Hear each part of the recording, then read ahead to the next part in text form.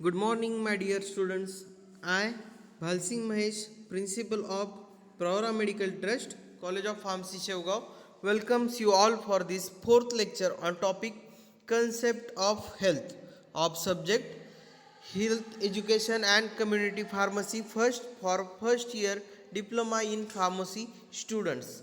My dear students, in earlier lecture we have studied the definition of health and also various aspects of health including the physical health, mental health, social health, and also we have seen or we had studied the various determinants of health, it including the individual determinants and environmental determinants. Also we had studied the various indicators of health.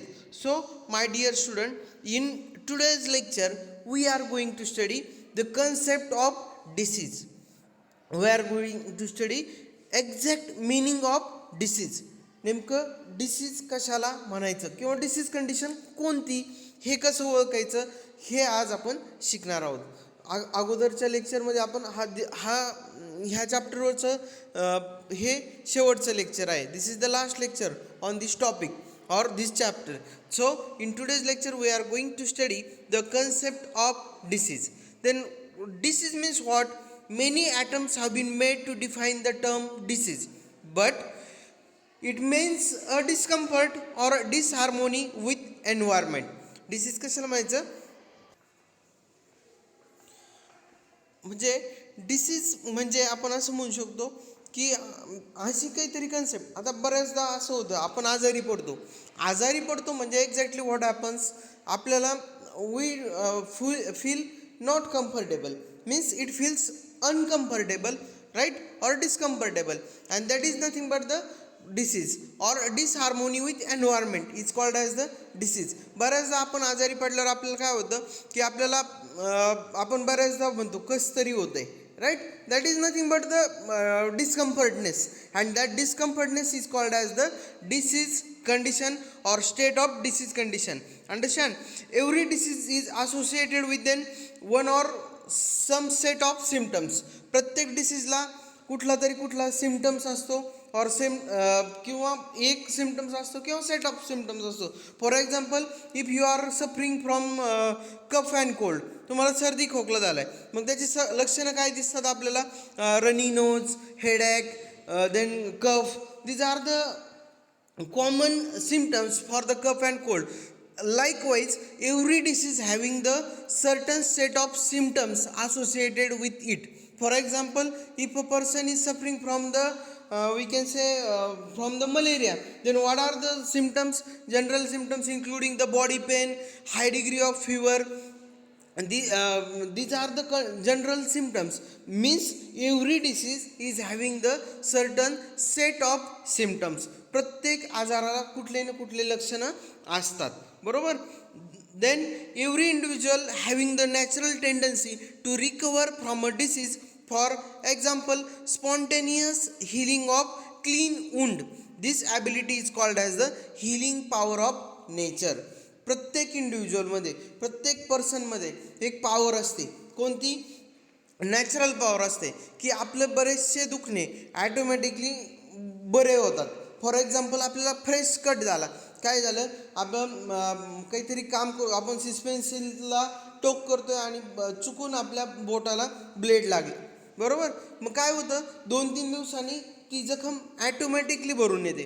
किंवा कधी कधी fresh wounds असतात, छोट्या जखमा असतात, त्या naturally त्या भरून येतात, बरोबर. आणि मग हे कशामुळे किंवा साधं काही छोटे दुखणे असतात, ते 2-3 दिवसानंतर ॲटोमॅटिकली बरे होतात. तर हे कशामुळे बरं होतात की प्रत्येक पर्सनच्या आतमध्ये, स्वतःच्या आतमध्ये एक पॉवर आहे आणि त्या पॉवरला म्हणलेलं आहे नॅचरल हिलिंग पॉवर. कोणती? हिलिंग म्हणजे बरं होण्याची power. Every individual having the natural healing power, and due to that natural healing power every individual having the tendency to recover from the disease. Understand? So we will see the natural history of disease. As तुम्हाला माहिती आहे की जसं जसं civilisation होत गेलं त्यावेळेस आपल्याला चांगल्या प्रकारे कळतं आहे की कोणता डिसीज कशामुळे होतो, त्याचे तो प्रिव्हेंट करण्यासाठी काय केलं पाहिजे, राईट. म्हणजे पण in olden days it is having some kind of history, or we will see the history of diseases. In olden days it is considered as the disease were caused due to the some influence of magic, but as civilization advanced to higher level and magical beliefs were reduced. सुरुवातीला काय व्हायचं, सुरुवातीला असं consider केलं जायचं की जुन्या काळामध्ये की एखादा आजारी पडला म्हणजे त्याला बरं नाही वाटत आहे, म्हणजे त्यावेळेस काय कन्सिडर केलं जायचं की याच्यावर कुणीतरी जादू केली, ड्यू टू द मॅजिक, काहीतरी करणी केली, या कारणामुळं हा काय झाला आहे, आजारी पडला आहे. आणि जसं जसं सिव्हिलायझेशन होत गेलं, जसं जसं लोक एज्युकेशन घेत गेले, त्यावेळेस ह्या ज्या कन्सेप्ट आहे आणि मॅजिकल बिलीफ्स आहे ह्या हळूहळू प्रमाणात कमी होत गेल्यात. This is the natural history. In early 20th century means 20व्या शतकाच्या सुरुवातीला, with the development of microbiology, the germ theory of the disease introduce and it was realise that microbes that enter in the body are responsible for disease. 20व्या शतकाच्या सुरुवातीला जेव्हा मायक्रोबायोलॉजीचा शोध लागला त्यावेळेस जर्म्स, बॅक्टेरिया, फंगाय अशा वेगवेगळ्या गोष्टी ज्यावेळेस सायंटिस्टला कळायला लागल्या त्यावेळेस असं समजायला लागलं की काही नाही, हे nothing but the germs, these are the germs, bacteria, they are sometimes responsible to cause disease. ह्या जर्म्समुळं, बॅक्टेरियामुळं, ह्या गोष्टीमुळं काय होतं आहे, human beings are subjected to fall ill. म्हणजे आजारी पडण्याचं कारण काय आहे की हे बॅक्टेरिया, जर्म्स हे कधी कळायला लागलं, ज्यावेळेस मायक्रोबायोलॉजी ह्या सायन्सचा ज्यावेळेस अभ्यास होऊ लागला. Steel this theory was not sufficient to explain the cause of non-infectious disease. So later on studies based on the principle of disease were studied, which gives out two factors. One was the intrinsic factor and second was the extrinsic factor. मग मायक्रोबायोलॉजीचा अभ्यास ज्यावेळेस सायंटिस्टनी केला त्यावेळेस त्यांना लक्षात आलं की there are some microbes like bacteria, fungi, these are the various the microbes, viruses, these are the various microbes and they cause the disease. When man interact with certain bacteria, man interact with certain virus, the man under म्हणजे तो माणूस काय होतोय, आजारी पडतोय. ज्यावेळेस एखाद्या bacteria बरोबर, फंगाय बरोबर किंवा एखाद्या व्हायरस बरोबर माणसाचं इंटरॅक्शन होतं, तो आजारी पडतो. हे मग नंतर मायक्रोबायोलॉजीचा जसा शोध लागला त्यावेळेस कळायला लागलं. पण त्याच्यानंतर पण काय झालं, there are some non infectious disease. काही नॉन इन्फेक्शियस डिसीज म्हणजे कोणते, for example diabetes, cancer, these are the heart disease. हे काय नॉन इन्फेक्शियस डिसीज आहे. इन्फेक्शियस डिसीज म्हणजे काय, जे डिसीज एका पर्सनकडून दुसऱ्या पर्सनला होतात त्या डिसीजला आपण म्हणतो इन्फेक्शियस डिसीज. पण जे डिसीज असे आहेत काही डिसीज जसं डायबिटीज, का एक डायबिटीजचा पर्सन त्याच्या शेजारी दुसरा नॉन डायबिटीजचा पर्सन आहे, तर डायबिटीज पर्सनकडून नॉन डायबिटीज पर्सनला डिसीज ट्रान्सफर होतो का, नाही होत. म्हणजे तो डिसीज कोणता झाला, it is a non infectious disease. So मग हा प्रश्न पडला की ठीक आहे, infectious disease are cause due to the microbes, but what about the non infectious disease. Non infectious disease कशामुळे होतात. आणि मग त्याच्यानंतर दोन फॅक्टर समजले. One was the intrinsic factor and second one was the extrinsic factor.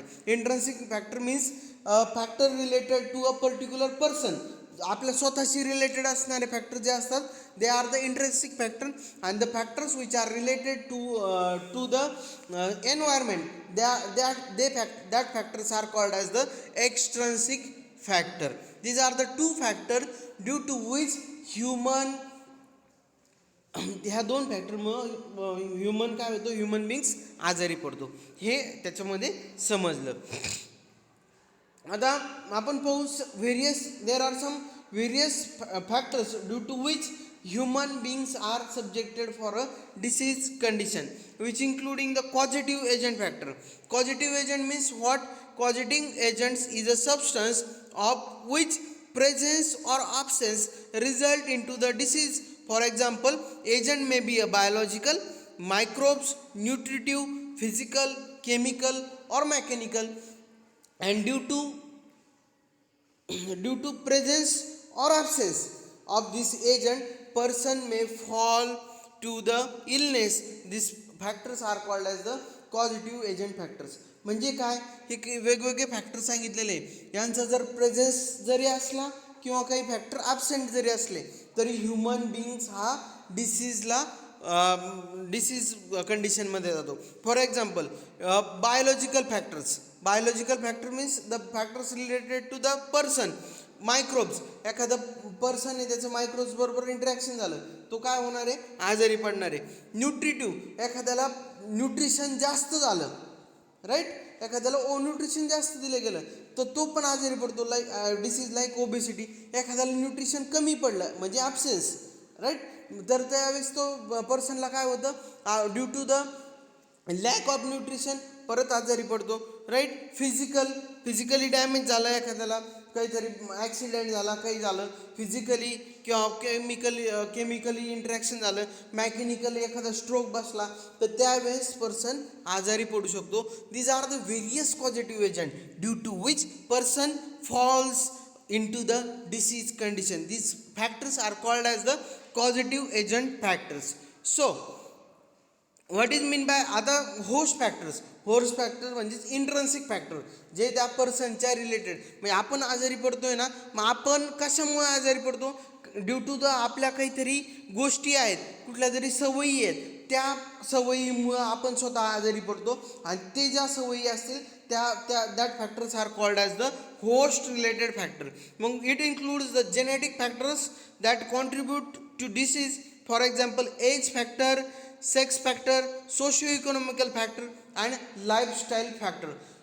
Are you agree की आपण ह्या वेगवेगळ्या फॅक्टरमुळं आपण स्वतः आजारी पडतो. फॉर एक्झाम्पल, एज फॅक्टर, आपण ज्यावेळेस यंग असतो किंवा एखादा कुठलाही ह्युमन बिईंग ज्यावेळेस यंग कंडिशनमध्ये असतो नॅचरली त्याची टेंडन्सी असते to fall or to subject for a disease ही कमी असते यंग ॲडल्टची. पण as compared to the olden people किंवा ज्यांचं ओल्ड एज पीपल ज्यांचं वय जास्त होतं त्यावेळेस ते पर्सन काय होतात, डिसीज कंडिशनला जास्त त्यांना फेस करावं लागतं. किंवा सेक्स फॅक्टर, जनरली असं कन्सिडर केलं जातं the mens are more stronger than woman, it is generally consider, okay. तर त्यामध्ये पण फरक पडतो. Then next, socio economical factor म्हणजे असं कन्सिडर केलं जातं the persons with who is rich or the person who is living in hygienic condition, that person may have the less chances to subject or त्याचं disease कंडिशनला तो face होईल असे chances कमी असतात. का, कारण हायजिनिक कंडिशनमध्ये राहतो, चांगल्या प्रकारचं स्टँडर्ड ऑफ लिव्हिंग जगतो, चांगल्या प्रकारचं फूड न्यूट्रिशन घेतो. मग अशा पण काही फॅक्टर्स असतील, कधी कधी चांगल्या प्रकारचं फूड न्यूट्रिशन घेतल्यामुळं पण आजारी पडू शकतो. अशा वेगवेगळे host related factors. Lifestyle factor, lifestyle कशी लाईफस्टाईल आहे त्याच्यावर पण फॅक्टर्स डिपेंड आहे. की एखादा सकाळी रोज लवकर उठतो, एक्सरसाइज करतो, त्याचे चान्सेस आजारी पडण्याचे कमी असतील. पण एखादा रात्री खूप वेळ जागतो, सकाळी खूप उशिरा उठतो, एक्सरसाइज करत नाही, त्याचे आजारी पडण्याचे चान्सेस वेगळे असतील. म्हणजे these are the all factors which are related to the particular individual and that factors are called as the host factor. Then due to the some environmental condition, आपण एन्व्हायरमेंटल कंडिशनमुळं पण बऱ्याचदा आजारी पडत असतो. मग ते कोणकोणते फॅक्टर आहे, man interact with air, water, soil, light, noise, animal, plant etcetera which is available or which are present in the nature and this interaction with man which are responsible for causing the disease. बऱ्याचदा आपण असं म्हणतो की आता थंडी खूप पडली आहे, मग थंडी पडल्यावर आजारी पडण्याचं प्रमाण वाढतं किंवा सर्दी होते माणसाला, बरोबर. म्हणजे ज्यावेळेस माणसाचं इंटरॅक्शन नेचरबरोबर होतं, ह्युमन बिईंगचं इंटरॅक्शन नेचरबरोबर होतं, हवेबरोबर होतं, कधी आपण पोल्युटेड एअरमध्ये गेलो त्यावेळेस अस्थमासारखे डिसीज होतात, किंवा वॉटर चांगलं नाही भेटलं तर due to the bad quality of water आपण आजारी पडण्याचे चान्सेस आहे. Due to the light, noise, animal, plant, everything that is present in the nature. Due to that everything present in the nature, when the interaction between the natures and man occur, that time there may be chances that that person may suffer from a disease. Understand, these are the two factors, host factors and environmental factors. Apart from these two factors, there are certain agents that cause diseases, and that agents are called as the disease agent. Every disease has its cause which may be one of the following. आता प्रत्येक डिसीजला एक कुठलं तरी cause असतं. For example आपण latest example घेऊ, COVID-19. What is the cause of the COVID-19 disease? It is a virus. It is a virus. So due to that virus, human may suffer to COVID-19. Like that, every disease having the one or more causes, and these causes are categorized as, first one is the germs. Due to the germs like various bacteria, various virus, various fungi, and when these various germs interact with a man, that man may suffer from a disease. Understand, this is the first agent, that is the germs. Then hereditary. In last or in earlier lecture we have studied that there are certain factors or genetic factors which are inherited from the parents, grandparents to their child. That factors are called as the genetic factor, and due to that some genetic factors, certain individual may suffer from a disease condition, and that diseases are the metabolic diseases like the diabetes, like the cancer. These are the metabolic disease. Diabetes is a metabolic disorder. म्हणजे काय होतं याच्यामध्ये की जर पॅरेंट्सला किंवा grand पॅरेंट्सला जर डायबिटीज असेल तर there may be possibility that their next generation may suffer from same kind of disease, and this is the one of the factor, that is the hereditary factors. Then habits of life. There are certain good habits as well as certain bad habits which I have already discussed with you. Due to the good habits, there may be less chances that person may suffer from a disease, but due to the bad habits, there may be a more chances that the person may suffer from a disease, and these are the habits. Then next हॅबिट्समध्ये मग वेगवेगळ्या habits कोणत्या असू शकतात? Habits related to the nutrition, habits related to the living condition, and habits related to the personal habits. These are the various habits. म्हणजे जसं nutrition, की a person taking a good quality of nutrition, चांगलं nutrition घेतोय, diet with rich with proteins, carbohydrates, fats, हे सगळं घेतोय आणि in a adequate quantity, एकदम सफिशियंट क्वांटिटी, मग तो पर्सन लवकर आजारी पडणार नाही. But a person if that taking the this all things in axis quantity, मग त्याला आजार होऊ शकतात. कोणते आजार होऊ शकतात? ओबेसिटीसारखे, किंवा disorder related to the heart, lipid formation, that हे होऊ शकतात. पण तेच न्यूट्रिशन त्या पर्सनला कमी प्रमाणात भेटत असेल मग तरी पण तो पर्सन आजारी पडू शकतो. Then living condition. Some person live in a very crowdy place or unhygienic places, that time that person may suffer from a disease. किंवा some person suffers from lack of ventilation, चांगल्या प्रकारची शुद्ध हवा, ते पाणी भेटत नाही, तर त्या कंडिशनमध्ये पण पर्सनचे चान्सेस आहे की ते आजारी पडतात. Then personal habit. There are certain good habits like doing exercise, avoiding doing yoga. These are the certain good habits. Drinking plenty of water. But there are some bad habits that person may have, like the smoking of cigarettes, chewing of tobacco, or lack of exercise, drinking of alcohol. And these, due to the good habits or the bad habits, mean due to the personal habits, there may be chances that the person may suffer from certain disease. So there are certain diseases which are related to the attitude of mind. There are certain psychological diseases. ज्याला आपण आपल्या मनाशी related आजार म्हणतो, psychological diseases. आणि psychological diseases कशामुळे होतात? If a person having the tendency to to take a lot of worry, खूप काळजी करतोय एखादा पर्सन, किंवा a person having the tendency to to like take a lot of stress, tension, that time there may be chances that person may suffer from a diseases which are related to the psychology, and these are the diseases or the agents may be a attitude of mind.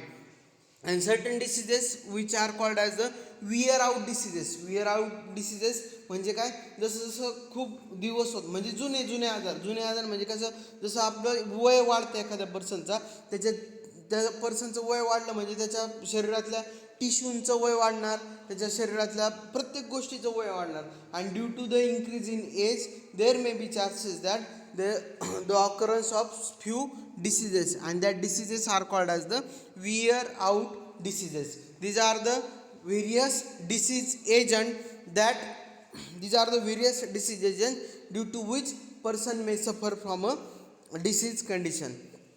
So my dear students, in this first lecture of the health education and community pharmacy, we have studied the various concepts like the health, the aspect of health, the various factors which affect on the aspect of health, like they are called as the determinants of health, along with the various indicators of health, and lastly we have seen the point, that is the disease agent and natural history of disease. So my dear students, this is all about the first chapter. I will share you the notes of this chapter related to this chapter on your group. So my dear students, study at home, stay safe, stay healthy. Thank you.